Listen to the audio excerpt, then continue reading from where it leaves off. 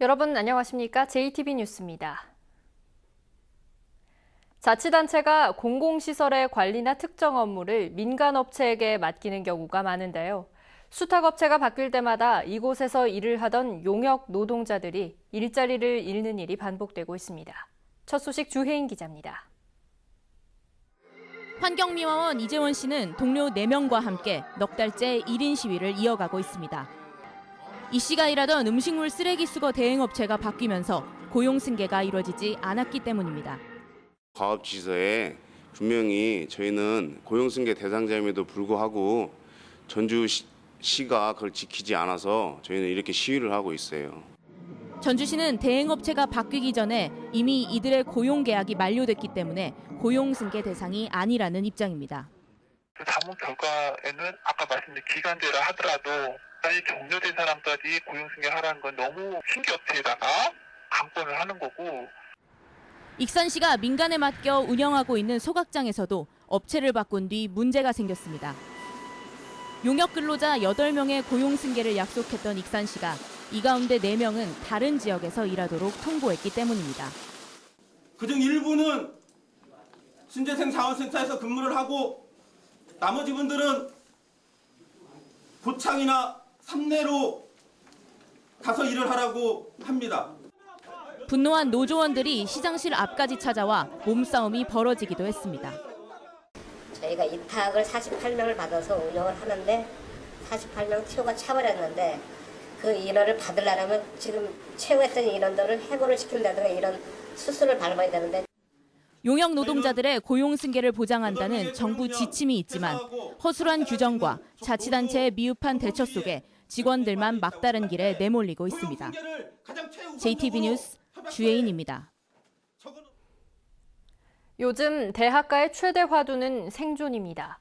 학생 수는 줄고 등록금은 동결돼 학교 살림살이가 갈수록 어려워지기 때문인데요. 대학마다 정부의 재정 사업을 따내고 학교 간 연합체제를 구축하는 등 자구책에 온 힘을 쏟고 있습니다. 조창현 기자가 보도합니다. 거점 국립대학인 전북대는 정부 재정지원 사업 수주에 모든 역량을 집중하고 있습니다. 벌써 8년째 등록금을 동결한 데다 대학 구조개혁으로 신입생 수가 줄면서 재정이 갈수록 어려워지고 있기 때문입니다. 올해 최대 정부 재정지원 사업인 링크 플러스 사업에 선정됐고 에이스 플러스 사업과 창업 선도대학 육성 사업 등 굵직한 재정 사업을 연이어 따냈습니다. 대학 재정이 어려워지고 있는 상황에서 정부 재정 지원 사업에 대한 의존도가 높아져 가고 있기 때문에 다양한 재정 지원 사업 수주를 통해 우수한 인재, 모험 인재를 키워낼 수 있는 자양분으로 활용하고 있습니다. 전주대와 원광대, 우석대, 군산대도 링크 플러스 사업에 선정돼 한숨 돌릴 수 있게 됐습니다. 전문대 가운데는 비전대와 전북과학대가 사업 지원대학에 포함됐습니다. 반면 정부 지원 사업을 따내지 못한 나머지 대학들은 재정 운용에 심각한 타격이 예상됩니다. 재정 지원 사업과 별도로 대학 간 연합대학 체제도 발빠르게 진행되고 있습니다. 도내 8개 전문대학은 협약을 통해 시설과 자원은 물론 교육 과정도 교류하기로 약속했습니다.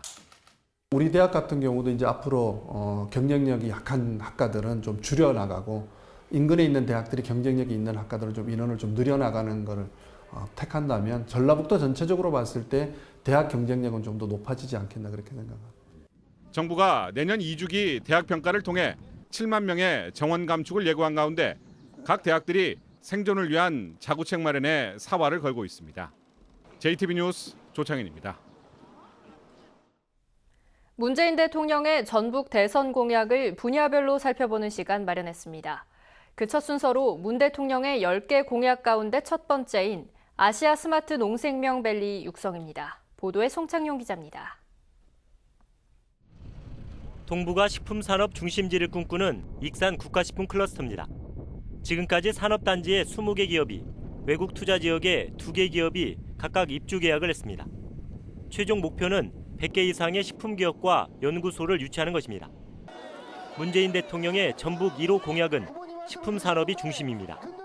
익산의 식품을 비롯해 김제의 종자와 농기계, 정읍의 미생물, 새만금의 첨단 농업을 한데 묶어 전북을 아시아 스마트 농생명밸리로 육성하겠다는 구상입니다. 종자 농기계 하면 김제, 미생물은 정어, 첨단 농업은 새만금. 이곳 익산은 식품 산업의 메카로 키우겠습니다. 관건은 사업 추진을 위한 논리와 타당성을 구체화해 예산을 순조롭게 확보할 수 있느냐는 것입니다. 전라북도는 공약을 실현하기 위해선 국가동물케어 복합단지에 5천억 원, 국가식품 클러스터 2단계에 3,500억 원 등 1조 4천억 원가량이 필요할 것으로 예상했습니다. 전라북도는 당장 국가식품 클러스터 2단계 사업과 인체유용 미생물 사업 육성에 관한 용역을 발주할 계획입니다. 각각 개별적인 사업을 구체화하고 또 이에 따른 논리를 개발해서 중앙정부를 설득해서 내실 있는 사업을 추진해 나가도록 하겠습니다. 익산 국가식품 클러스터 사업의 경우 원래 2015년에 완료될 예정이었지만 예산 부족으로 준공 시점이 올해 말로 2년이나 늦춰졌습니다. 아시아 스마트 농생명 밸리 육성 공약은 국가식품 클러스터보다 규모가 훨씬 더 광범위하기 때문에 비전과 목표, 생산 유발과 고용 효과 등 예산 확보를 위한 세부 계획을 면밀하게 마련해야 할 것으로 보입니다. JTB 뉴스 흥창용입니다.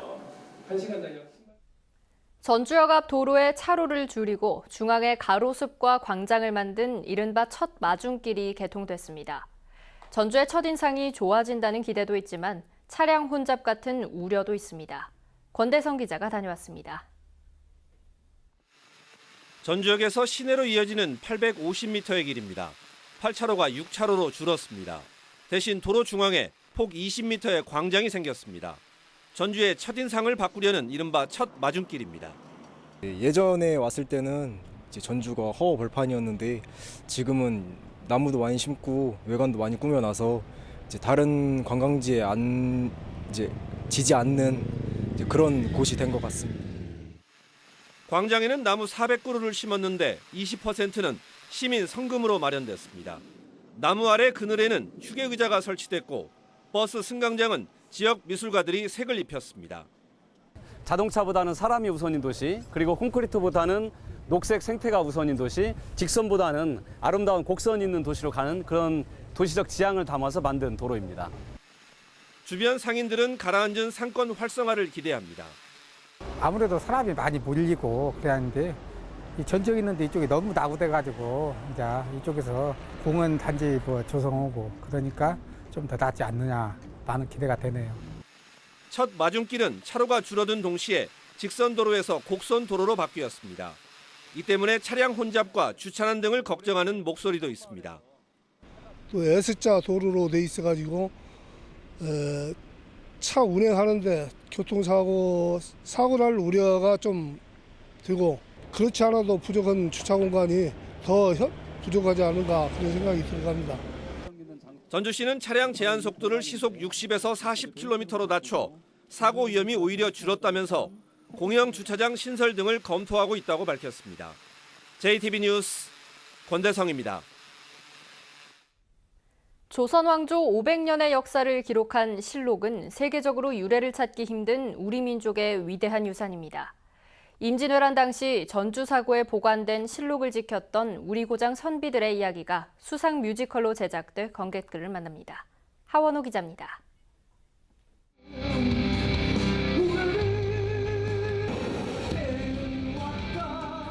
1592년 조선을 침략한 왜군은 실록이 보관된 사고를 불태웁니다. 유일하게 남아있던 전주 사고마저 위험에 빠지자 정읍의 유생 안희와 손옥록은 목숨을 걸고 실록을 지킵니다.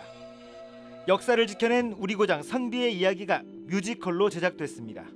조선왕조 실록을 지키려고 했던 실화를 바탕으로 한 작품이다 보니까 전주 분들께서 조금 자긍심을 갖고 자부심을 갖고 이 작품에 좀 더 접근해 주시면.